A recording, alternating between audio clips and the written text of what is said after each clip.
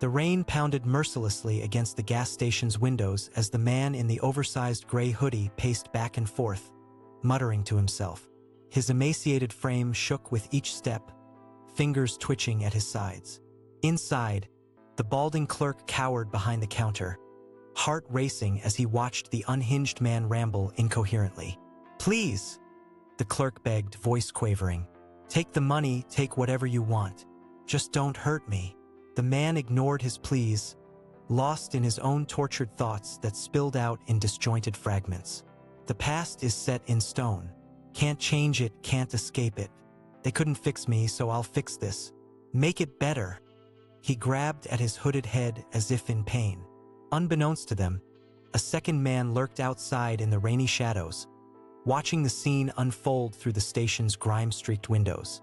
Wild-eyed and erratic, he counted each frigid raindrop, trying to drown out the voice in his head screaming that this was all a trap, that he had to act now before they killed him like they killed Papa. As the man inside became more agitated, waving his gun at the terrified clerk one moment, then at his own head the next, the watcher knew his moment had come. He had to strike first. Needed that money for Mama. This lunatic had beaten him to it, but he wouldn't let him stand in the way. Heart pounding, he slipped through the door, stalking up behind his prey. He heard the man counting under his breath. 1, 2, 3, 4. The rhythmic whisper made him freeze for a split second. So familiar. Shaking it off, he grabbed the man's shoulder and spun him around, yanking his hood off. The eyes that stared back stopped him cold. His own crazed eyes, in a gaunt face just like his. The mirror image smiled sadly and raised the gun to the watcher's head. "You can't change it," he said. Then a gunshot shattered the night. Detective Morrow arrived on the scene an hour later, a few uniforms already working to secure the area. Yellow police tape crisscrossed the gas station parking lot. Red and blue lights reflected off the puddles dotting the asphalt. "What VE we got?" Morrow asked, surveying the scene grimly. Her chestnut hair was already damp from the unrelenting rain. "Looks like a botched robbery," Officer Jimenez reported. Perp entered the store around 10:45 p.m., brandished a weapon, made some threats. Before he could go any further, looks like an unknown second individual confronted him. Single gunshot to the head, point-blank range. Clerk called it in, pretty shaken up. "The second guy shoot him?" "No, ma'am. Second individual is also deceased. After shooting the robber, seems he turned the gun on himself." Morrow frowned. "A murder-suicide? During a hold-up? That's unusual." "It gets weirder," Jimenez said. "Clerk swears the two men who died were identical. Like twins." "Twins? Robbing the same place. We're still trying to ID them, but no wallets, no cell phones. Nothing on them at all except the clothes on their backs. And well, you should probably see for yourself." Jimenez led Morrow over to where the bodies lay sprawled on the oil-stained concrete. She crouched down, careful to avoid the pooling blood. The men did look remarkably alike, same pronounced cheekbones, sunken eyes, pale skin stretched taut over skeletal frames, and dressed identically in baggy gray sweats and hoodies. Strange indeed. She stood, surveying the scene again with narrowed eyes. Nothing about this added up. Her gut told her there was much more here than met the eye. The coming days would prove her right, as the mystery only deepened.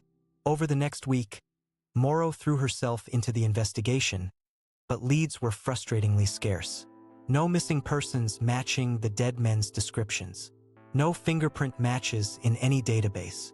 It's like they never existed. The only potential clue was the cryptic phrase one had muttered to the clerk. "The past is the past. You can't change it." What did he mean by that? She dug into recent local history, looking for anything that might shed light, when an old news article caught her eye. 25 years ago, twin brothers went missing from a nearby psychiatric hospital. Paranoid schizophrenics, deemed a danger to themselves and others. They were never found. Couldn't be a coincidence. The estimated age was right. The history of mental illness would explain their erratic behavior. But how had they survived on their own all this time? And why turn up now only to die in a strange confrontation with each other? Morrow needed to know more about the hospital they'd disappeared from. St. Sebastian's Psychiatric had closed down a decade after the twins vanished amid swirling rumors of patient maltreatment.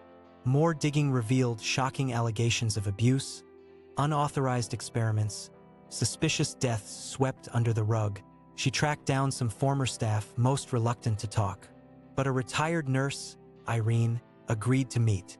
Those poor Kelly twins, Irene sighed over coffee. Leo and Theo, such sweet, troubled boys. They never stood a chance in that place. What do you mean? What happened to them there? Irene hesitated. The things they did to patients at St. Sebastian's. It'd curl your hair. Especially the experimental treatments reserved for the hopeless cases like Leo and Theo. They were just lab rats to those doctors. Experimental treatments? Morrow pressed. What kind? I don't know all the details. I was kept in the dark, we all were. But there were rumors, whispers of some new drug protocol they were developing, supposed to cure schizophrenia. She shuddered. I caught a glimpse of the boys once, after one of these supposed treatments. Vacant, glassy eyes, lethargic and unresponsive one moment, seizing and delirious the next.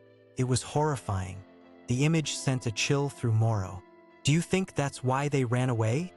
I wouldn't be surprised. There were a number of disappearances over the years. Always the sickest, most vulnerable patients. Many of us suspected the true death toll was much higher than what was reported. What about their family? Did anyone ever come looking for them? Irene shook her head sadly. They were wards of the state. Their mother was also a patient at St. Sebastian's. Catatonic depression. From what I heard, she never recovered after some incident with their father. He died under mysterious circumstances before the twins were even committed. Morrow was starting to understand what might have driven the brothers to the brink. Do you have any idea where they might have gone after they disappeared? I always hoped they found someplace safe, but honestly, even if they survived initially, two severely mentally ill teenage boys on their own, the odds were against them. Part of me always feared the worst. Irene's grim words stayed with Morrow. Alone and desperate, ill-equipped to survive, constantly looking over their shoulders, always wondering if the past they escaped would catch up with them again. What a bleak, wretched existence. Perhaps death had been a mercy. Still, something nagged at her. Some pieces of the puzzle remained frustratingly out of reach. Why come out of hiding that night? What triggered their bizarre confrontation?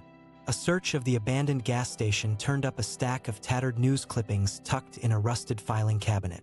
Morrow flipped through them, frowning at the headlines. St. Sebastian's shuddered amid scandal. Wrongful death lawsuits filed against hospital. Missing twins case remains unsolved. The final, most recent one caught her eye. Former St. Sebastian's doctor to head new Psychiatric Research Institute. Dr. Alistair Crest stared up from the page, his severe visage sending an involuntary shiver down her spine. According to the article, he was the driving force behind the hospital's cutting-edge treatments in the 80s and 90s. Now he was spearheading a new initiative at Winslow Research Institute, supposedly to revolutionize mental health care. Revolutionize? Or resume his sinister work under a new guise? Suddenly, the Kelly twins' tormented ramblings took on a darker note. The past is the past. You can't change it. But perhaps they'd seen Crest's return as their chance to put an end to his evil, once and for all. One last desperate attempt to exorcise their demons, even at the cost of their own lives. Heart heavy, Morrow made one final stop. The lonely patch of grass where Leo and Theo Kelly had been laid to rest in unmarked graves, the truth of their tragic lives buried with them. She laid 2 small bundles of flowers on the resting places of the boys who'd been victims long before they became monsters. I'm sorry, she said softly. I'm sorry the world failed you, that you never got the chance to just be kids, to be happy, to be free. You can rest now, she added, blinking back tears. No one can hurt you anymore. Brushing dirt from her hands, Morrow stood, squaring her shoulders with resolution. She couldn't give Leo and Theo back the lives stolen from them. But she could ensure Dr. Crest and his cohorts paid for what they did, that their crimes were exposed, and that no one else suffered like the twins had. As she walked away, the sun broke through the clouds for the first time in days, warming her face like a quiet benediction, a reminder that even in the darkest of times, there was still hope, still a chance for light to triumph over the shadows of the past. Detective Morrow would make sure of it, for Leo and Theo, and for all the other lost souls the world had forgotten. She would fight for them no matter how long it took, because someone had to,